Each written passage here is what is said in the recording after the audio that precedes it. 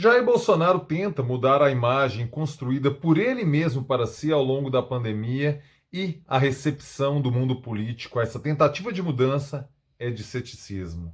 Afinal de contas, quem ainda acredita em Jair Bolsonaro? É sobre essa tentativa de mudança de perfil, de atitudes de Jair Bolsonaro, do presidente, para reconstruir a sua imagem, que eu falo no vídeo de hoje.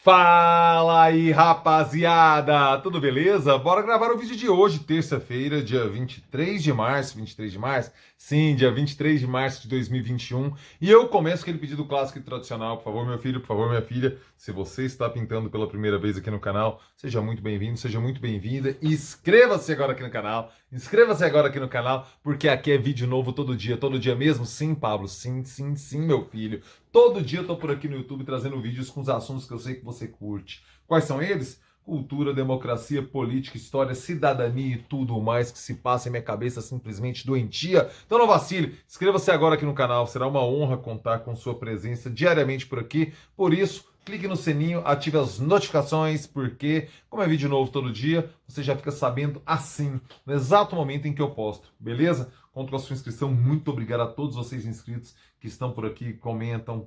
Tá, velho, vocês são ótimos, vocês são incríveis, realmente sensacional.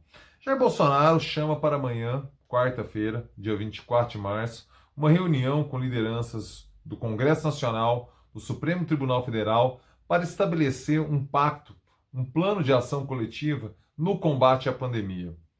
Sabe como o mundo político, sabe como o universo de Brasília recebeu esse chamado de reunião? Com absoluto ceticismo. Por quê? Hoje ninguém mais acredita em Jair Bolsonaro. Não numa mudança de perfil de Jair Bolsonaro. Por quê? Porque ele já deu provas consecutivas de que a sua índole, a sua natureza não é da conciliação, não é de acordar uma coisa e cumpri-la depois. Então, Jair Bolsonaro tem um monte de pendências a pagar por conta da eleição na Câmara e no Senado e até agora não sinalizou como que vai quitar esses débitos eleitorais feitos pelo seu governo para garantir a eleição de Arthur Lira e de Rodrigo Pacheco no Senado. Então, isso aí está pesando contra Jair Bolsonaro, que hoje é visto como alguém sem credibilidade para chamar esse tipo de reunião. E outra, o mundo político também já considera um pouco tardio esse movimento de Jair Bolsonaro. Rodrigo Pacheco se posicionou com muita veemência nesse final de semana no programa da Bandeirantes Canal Livre, falando que as responsabilidades serão cobradas assim no seu tempo. Ele dizia isso em relação à CPI da saúde, a CPI da pandemia, que está parada no Senado, já tem um número de assinaturas necessárias para a implantação dessa investigação, dessa comissão parlamentar de inquérito no Senado Federal, mas esse processo não segue adiante. Por quê? Porque a leitura de Pacheco é que não é o momento de se colocar isso para andar por conta de uma questão e uma turbulência política que podemos gerar, e provavelmente isso será gerado, no momento em que morrem tantos brasileiros ainda por incompetência administrativa do governo federal.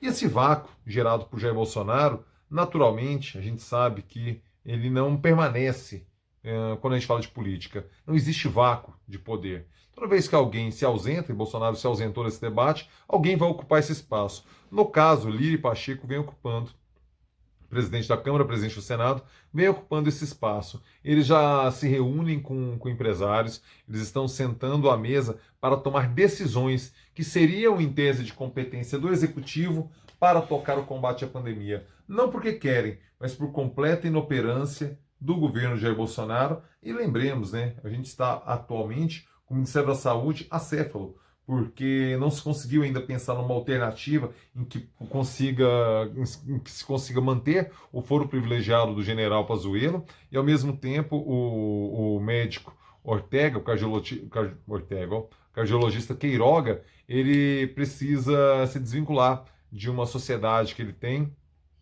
para ter os seus pré-requisitos legais para assumir a pasta. Então, no momento mais agudo que vivemos a pandemia no Brasil, com crise operacional de falta de medicamento, de falta de oxigênio, de uma tragédia realmente humanitária e sanitária que vivemos hoje no Brasil, no momento não temos um ministro da Saúde, não temos uma liderança no Ministério da Saúde. E por isso, com essa ausência, esse vácuo de poder, o Congresso Nacional, por meio de Lira e Pacheco, vão ocupando o espaço que seria de competência do Executivo Federal, eles vão ocupando esse espaço por completa ausência da pessoa correta, de um discurso que seja digno de credibilidade que venha do Executivo Federal. Isso naturalmente tem consequências, né? Essa demora na saída do Pazuello do Ministério da Saúde por uma questão de medo de encarar um processo e ser responsabilizado civil e penalmente pela sequência de absurdos que foram cometidos durante a crise pandêmica dentro do Ministério da Saúde. Pazuello, na verdade, está com medo de ir para a cadeia. A gente precisa ser bastante claro em relação a isso.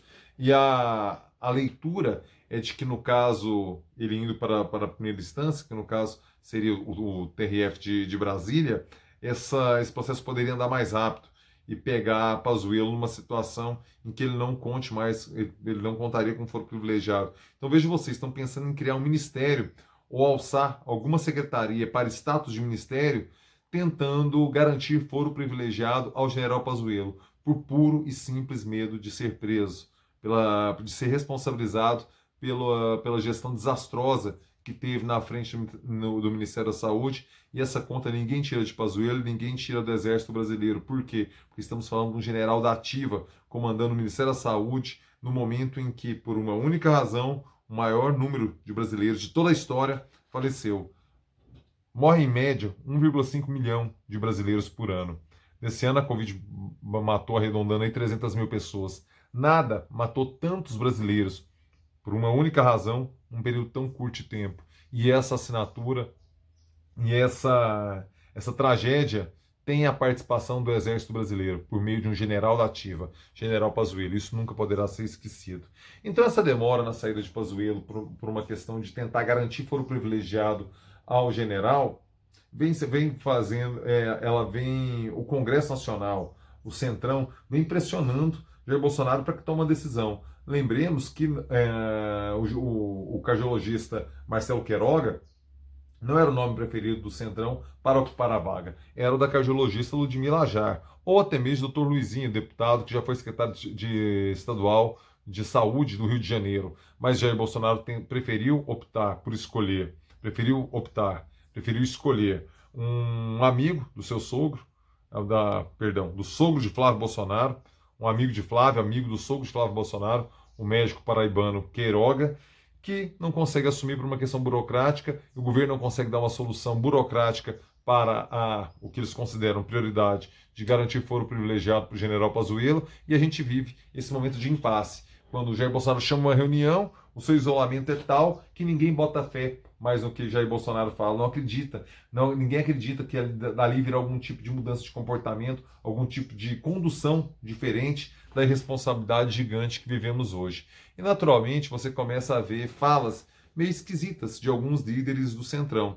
Hoje, por exemplo, o senador Ciro Nogueira deu uma entrevista para o Coluna Painel da Folha de São Paulo que precisa ser lida nas entrelinhas.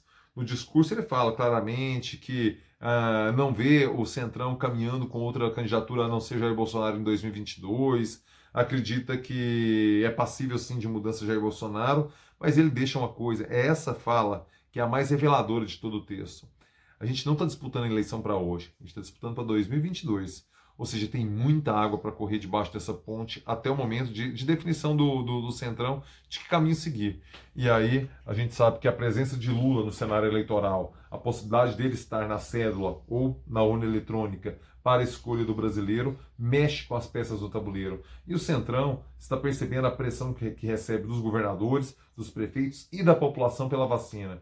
Então, aposta que Jair Bolsonaro vá se vacinar no mês que vem, quando provavelmente a gente vai chegar na faixa etária 66 anos, que é a idade do presidente hoje. E talvez isso possa vir a mudar a imagem de Jair Bolsonaro. Se eu acredito, difícil. Sem dinheiro no bolso do povo, sem mudança econômica, eu tenho a impressão que o discurso sanitário já foi perdido. E aí, o Ciro Nogueira, o senador Ciro Nogueira do PP, do Piauí, uma raposa que a gente tem que ler as entrelinhas. Sempre quando esses caras falam, você concorda ou discorda, leia, porque eles são muito, têm uma visão muito perspicaz do que é a política e do que acontece nos bastidores. O Ciro Nogueira falou que Jair Bolsonaro já perdeu a narrativa da pandemia em relação à vacina, isso é irrecuperável. Mas ele pode ter uma salvação pela questão econômica, pela retomada da economia e apostando na memória curta das pessoas, que de aquele momento em 22 a situação vai estar melhor, mas pode estar pior também. Então, a gente vê aí um aquecimento, uma conversinha um pouco mais intensa sobre a possibilidade de impeachment. Não acredito, porque o tempo hoje joga a favor de Jair Bolsonaro. Um processo de impeachment agora para colocar alguém não confiável como Mourão, sendo que daqui a pouco, nos tempos da política, nos tempos da saúde, é tempo demais, é gente demais que vai perder a vida. Mas no tempo da política, que é diferente, isso poderia ser resolvido em 22 por meio das urnas, por meio de um processo eleitoral. E essa mudança de discurso do Bolsonaro, defendendo, sendo um vacina lover agora, usando máscara em cerimônias públicas, e os ministros, isso não repercutiu nas redes sociais. Levantamento feito pelo Instituto Arquimedes, especialista em monitoramento de tendências e debates nas redes sociais, mostra que não conseguiu essa defesa de Bolsonaro da vacina e do uso de máscara, não transbordou da própria bolha bolsonarista, não pegou dos públicos à direita, por exemplo, os lavajatistas e os liberais. Esses continuam numa postura crítica, tal qual o campo da esquerda para Jair Bolsonaro. Ou seja, Jair Bolsonaro tem uma dificuldade muito grande hoje de transbordar o seu discurso para outros nichos, como ele fazia com muita habilidade antes. A exceção é a questão econômica. Quando o Jair Bolsonaro fala de economia, necessidade de manter o comércio aberto, de criar alternativas para o isolamento social, nesse ponto sim, o seu discurso consegue reverberar em outros nichos sociais. Quando se trata especificamente da pandemia, não. Jair Bolsonaro já adquiriu um nível tal de desgaste, de isolamento, que hoje não consegue mais transbordar isso, conversar esse assunto com outros grupos sociais, a não ser com aqueles bolsonaristas ultra-radicais. A coisa da vacina, a coisa de desqualificar a vacinação e do negacionismo, pegou pesado para Jair Bolsonaro em sua imagem pública. É o que o Instituto Arquimedes, em seu levantamento feito pelas redes sociais, mostra. Rapaziada, você chegou até aqui, por favor, deixe seu like. Importantíssimo para mim, a sua interação positiva. Like na fita, meu filho. Lives no final de semana, sabadão, a clássica e tradicional Morgue Coça, aqui no meu canal dessa vez. Sexta-feira, eu e André Rodrigues com dois convidados, recebendo dois convidados com o Tirem as Crianças da Sala. As lives mais sensacionais e astral certo de toda YouTube esfera, beleza? Conto com vocês na sexta e no sábado, rapaziada. Excelente terça-feira para você e é nóis!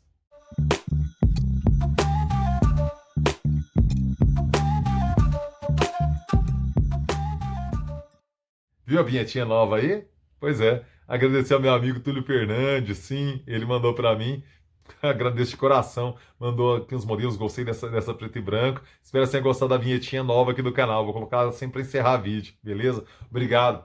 Beijo, Túlio. Te amo. Saudade de você, saudade do velho e bom Metrópolis. É nóis.